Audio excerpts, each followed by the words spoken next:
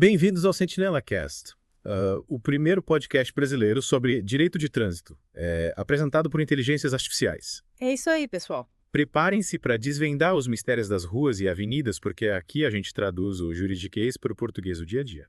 É isso aí, vamos mergulhar no mundo das leis de trânsito, mas sem a linguagem complicada. É isso aí. Nosso objetivo é que você saia daqui sabendo seus direitos e deveres e, claro, se divertindo um pouco no caminho. Para começar essa jornada com o pé direito hoje, vamos explorar alguns casos curiosos e intrigantes direto da 14ª edição do Guia Sentinela. Isso aí. Para quem não conhece, o Guia Sentinela é uma análise completa das decisões do CETRAN do Estado de São Paulo, ou seja, é como ter um raio-x das decisões que impactam o trânsito paulista. Exatamente. E o melhor é que o Guia Sentinela é feito pelo Felipe Ferreira, um especialista em direito de trânsito com mais de 10 anos de experiência na área. Olha só. Ele pega as sessões de julgamento do CETRAN que são transmitidas ao vivo pelo YouTube, mas depois desaparecem e transforma tudo num material fácil de entender. Isso mesmo! E para você que quer saber todos os detalhes dessa sessão de julgamento, o link para o Guia Sentinela completo está na descrição do episódio. Mas já aviso, vamos deixar algumas surpresas no final para atiçar a sua curiosidade, então se inscreve no canal e ativa as notificações para não perder nenhuma das nossas análises. Combinado, a sua participação é muito importante para o Sentinela Cast. É isso aí? Agora, sem mais delongas, vamos ao que interessa. Vamos lá. Que tal começamos com um caso que envolve carros alugados, alta velocidade e um sumiço misterioso? Parece roteiro de filme, me conta mais. Imagine a seguinte situação. Você aluga um carro e, de repente, ele some do mapa.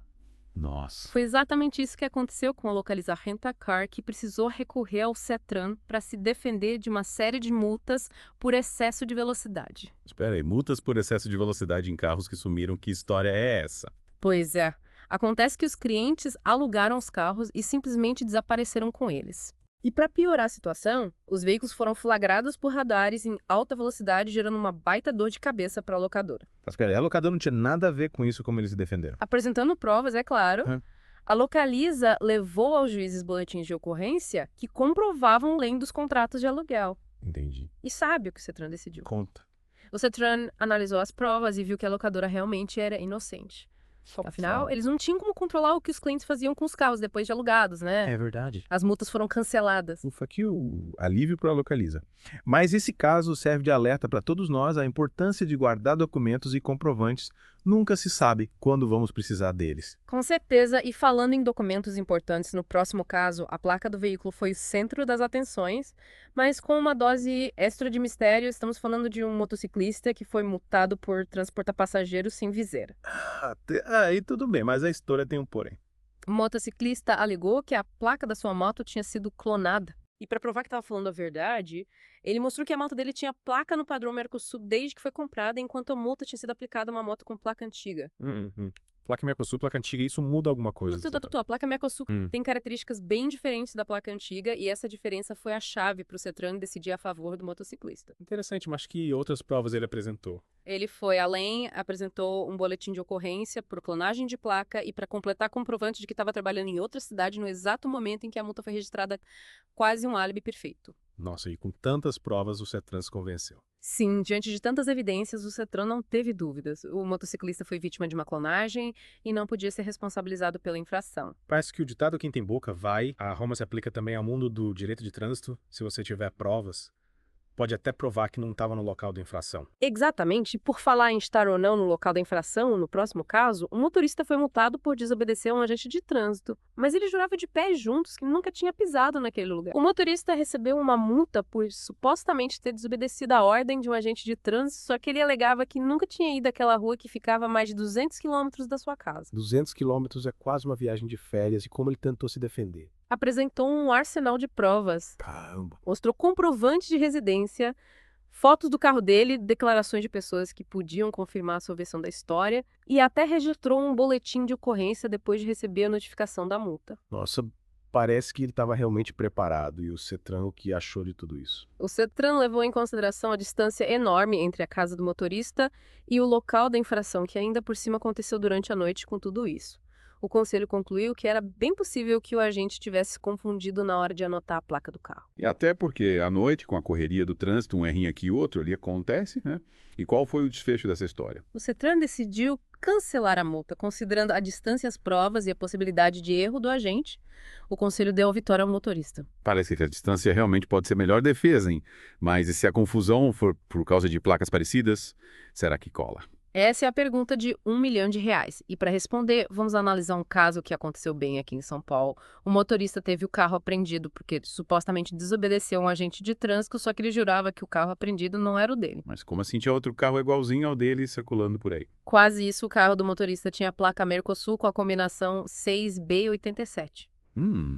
Acontece que o carro apreendido tinha a placa antiga com a combinação 6 e 87, uma letrinha de diferença, mas que causou uma grande confusão. Nossa, e como ele provou que não tinha nada a ver com a história? Ele pediu ao CETRAN para consultar o sistema do DETRAN, que é o departamento responsável por veículos. E adivinha só, o sistema mostrou que o motorista que tinha sido parado pelos agentes tinha multas registradas para os dois carros, ou seja, tinha realmente um outro carro com placa quase igual a dele circulando por aí. Que loucura! E o que o CETRAN decidiu? O CETRAN, vendo que o sistema do DETRAN confirmava a história do motorista, cancelou as multas e reconheceu o erro na identificação do veículo. Mais uma vez, a prova documental fez toda a diferença. Parece que a tecnologia pode ser uma grande aliada, né? Mas nem sempre a gente tem um sistema super moderno para nos ajudar. No próximo caso, a gente vai entender se a necessidade da carteira de habilitação para trabalhar ou cuidar da saúde é um bom argumento para tentar reverter a suspensão do direito de dirigir. Essa é uma questão delicada que aconteceu nesse caso. Diversos motoristas tentaram reverter a suspensão da carteira alegando que precisavam dirigir para trabalhar e para ir ao médico, afinal, sem poder dirigir, fica difícil manter o emprego e cuidar da saúde, né? Verdade. E o CETRAN se sensibilizou com a situação dos motoristas. Infelizmente não, o CETRAN entendeu as dificuldades, mas deixou claro que a suspensão da carteira é uma punição importante para garantir a segurança no trânsito. E que abrir as sessões, mesmo em casos como esses, poderia colocar em risco a eficácia dessa punição. A segurança no trânsito tem que ir em primeiro lugar, né? Mas, e se o motorista não apresentar nenhum sinal de embriaguez, ele ainda assim é obrigado a fazer o teste do bafômetro. Essa é uma dúvida frequente. E para responder ela, vamos analisar um caso que chegou ao CETRAN. Manda ver o que rolou. Um motorista foi parado em uma blitz e se recusou a fazer o teste do bafômetro. Ele argumentava que não tinha bebido nada e que por isso não era obrigado a fazer o teste. Ele achou que sem sinais de embriaguez estava livre do bafômetro. Pois é, mas o CETRAN não concordou com ele. De acordo com a lei, o agente de trânsito pode pedir o teste do bafômetro mesmo se o motorista não apresentar sinais de embriaguez. Então, a recusa ao teste, mesmo sem sinais de embriaguez, é infração. Sim, e das graves, a recusa pode levar a multa ou suspensão da carteira. Caramba, é melhor colaborar com as autoridades e fazer o teste quando solicitado. Mas e se o motorista já tiver vendido o carro, ele ainda pode ser punido por uma infração cometida antes da venda? Essa é uma boa pergunta. E para responder ela, vamos analisar o caso de uma motorista que tentou usar a venda do carro como escudo para evitar a suspensão da carteira. Que estratégia, me conta mais? O motorista recorreu ao CETRAN para tentar evitar a suspensão da carteira, alegando que já tinha vendido o carro quando a infração aconteceu.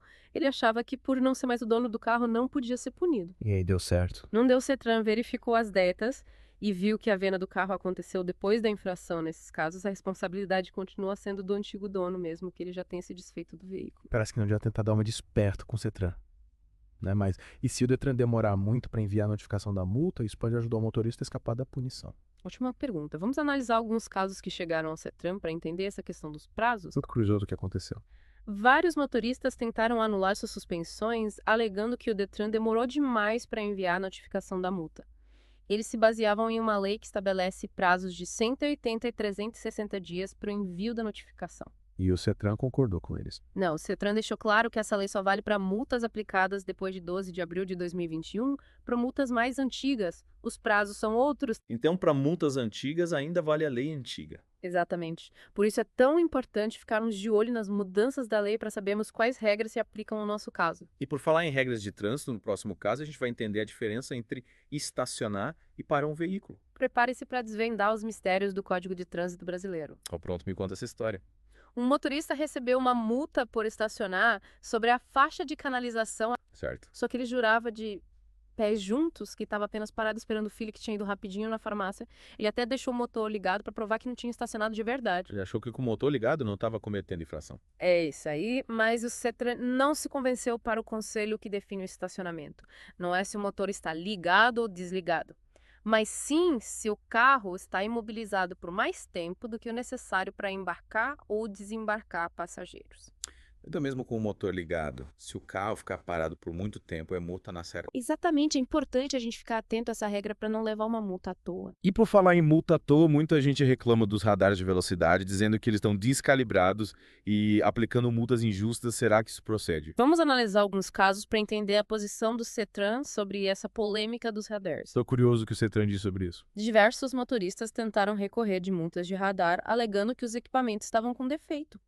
Alguns diziam que os radares não estavam calibrados direito. Outros reclamavam da sinalização da via e teve até quem dissesse que o carro não era capaz de chegar na velocidade registrada pelo radar. E o CETRAN acreditou nessas histórias. Na maioria dos casos, não a lei considera que os radares são equipamentos confiáveis e a responsabilidade de provar o contrário é do motorista. Então, se o motorista achar que a multa do radar é injusta, ele precisa provar que o equipamento estava com defeito. Os radares são importantes para controlar a velocidade nas vias e evitar acidentes.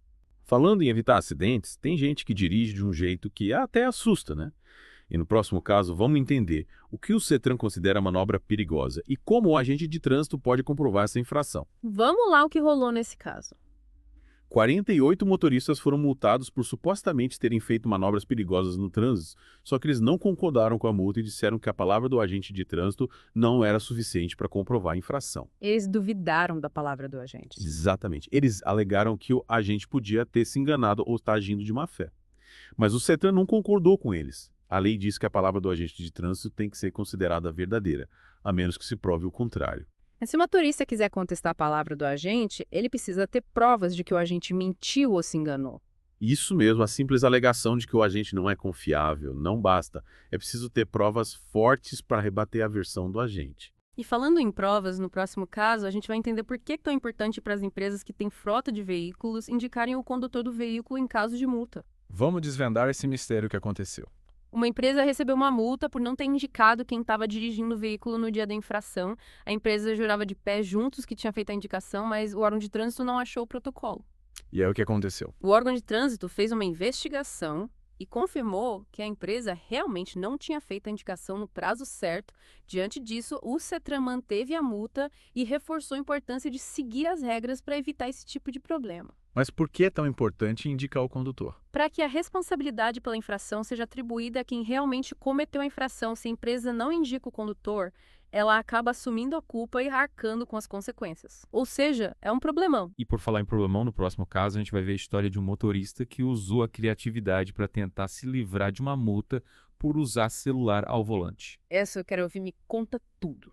O motorista foi flagrado usando o celular enquanto dirigia e, para tentar se safar da multa, ele apresentou uma nota fiscal de um serviço de funilaria que ele fez no carro no mesmo dia da infração. A ideia era fazer parecer que o carro estava na oficina e ele não podia estar dirigindo. Ele tentou dar um jeitinho brasileiro na multa e colou. Que nada, o CETRAN analisou a nota fiscal e viu que ela não especificava o tipo de serviço que foi feito no carro, ou seja, não dava para ter certeza de que o carro estava realmente impossibilitado de circular. Parece que a esperteza não funcionou dessa vez. Com certeza, é importante lembrar que a honestidade é sempre a melhor escolha e que tentar enganar as autoridades pode acabar complicando ainda mais a situação. É isso aí. No próximo caso, vamos voltar a falar da responsabilidade do dono do carro quando o condutor não é indicado. Prepare-se para mais uma aula sobre direitos e deveres no trânsito. Pode mandar brasa o que aconteceu dessa vez. Diversos motoristas estavam prestes a ter suas carteiras cassadas, ou seja, perdeu o direito de dirigir para... Nossa. Eles alegaram que não estavam dirigindo no momento das infrações, mas tinham um problema, não indicaram quem estava ao volante no prazo certo. E aí o que aconteceu? O CETRAN teve piedade deles. Não teve... O CETRAN tem uma regra bem clara se o dono do carro não indica quem estava dirigindo no prazo legal. Ele assume a responsabilidade pela infração e, no caso da cassação da carteira, a responsabilidade é do dono do carro, não de quem estava dirigindo. Que situação, parece que a falta de indicação do condutor pode ser consequências sérias, né? Parece que não dá para bobear com essas regras de trânsito. E se o motorista tentar usar um comprovante de estacionamento para se livrar de uma multa por estacionamento irregular, será que cola? Essa é uma tática que muitos motoristas tentam usar, mas será que funciona com o CETRAN? Vamos descobrir. Eu estou curioso, me conta o que aconteceu. O motorista foi multado por estacionar em local proibido. E para se defender, ele apresentou um cupom fiscal de um estacionamento. A ideia era provar que ele tinha pago para estacionar e que, portanto, o estacionamento era legal. Parece uma boa estratégia, mas será que o CETRAN se convenceu? Que nada, o CETRAN analisou o caso e disse que o cupom fiscal sozinho não prova nada. o motorista precisaria apresentar outras provas, como fotos do carro estacionado no local, indicado no cupom, ou a confirmação do estabelecimento de que o carro estava autorizado a estacionar ali. Ou seja, o CETRAN não aceita provas frágeis, né? Exatamente, para ter sucesso em um recurso, o motorista precisa apresentar provas fortes e convincentes. E por falar em provas, no próximo caso vamos voltar a falar dos bafômetros e entender por que a alegação de que o aparelho está com defeito raramente funciona no CETRAN. Vamos lá, o que aconteceu dessa vez. Um motorista se recusou a fazer o teste do bafômetro, alegando que o aparelho não era válido. Ele achava que se conseguisse provar que o bafômetro estava com defeito, conseguiria escapar da multa. E deu certo? Não deu. CETRAN analisou o caso e disse que os bafômetros usados pelas autoridades são certificados e passam por rigorosos controles de qualidade, ou seja, é muito difícil provar que o aparelho está com um defeito. Então, a menos que o motorista tenha uma prova muito forte que o bafômetro estava com defeito, é melhor nem tentar usar essa desculpa, né? Exatamente. A recusa ao teste do bafômetro é uma infração gravíssima e as consequências podem ser bem sérias. E para finalizar a primeira parte da nossa análise, vamos entender a diferença entre duas infrações que geram muita confusão: dirigir sob influência de álcool e recusar o teste do bafômetro.